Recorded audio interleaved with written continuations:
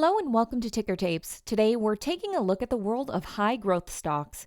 Easter is just around the corner, but before markets break for the long weekend, Q1 2022 earnings season gets going.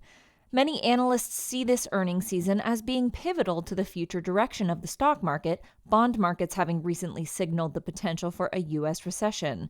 However, that signal, an inversion of the yield curve, where short to mid-term borrowing costs rise above those further down the track, does not predict when that recession might occur.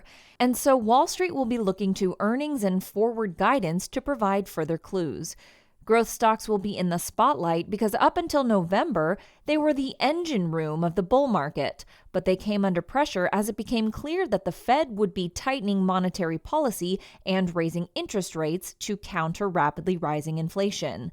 Looking at the stocks within the S&P 500 Pure Growth Index, investment bank Goldman Sachs is the first of the heavyweights to report. Expectations are that Goldman and the other Wall Street banks will report a slowdown in earnings as M&A activity declined over the first quarter. The consensus forecasts for Goldman's earnings are for $9.06 per share of earnings and revenue of $12.07 billion. Analysts have cut their earnings forecast for Goldman by $1.73 over the last 90 days, with much of that reduction coming in the last month. Year to date, Goldman's stock price has fallen by 15.99%.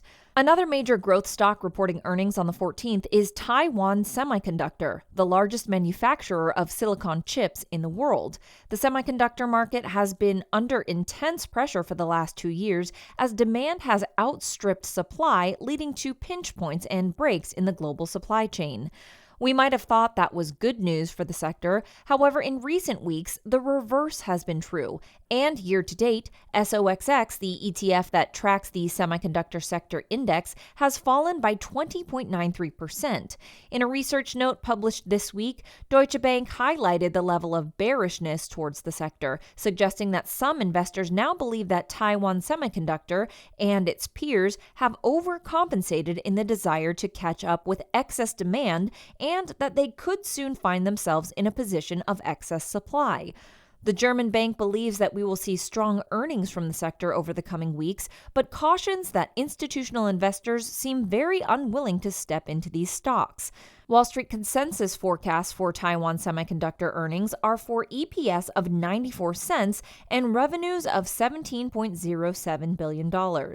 This earnings season is going to be as much about forward guidance as it is about hitting or beating estimates, and in particular, traders will be looking for comments about rising costs and any weakness in demand among end customers and markets.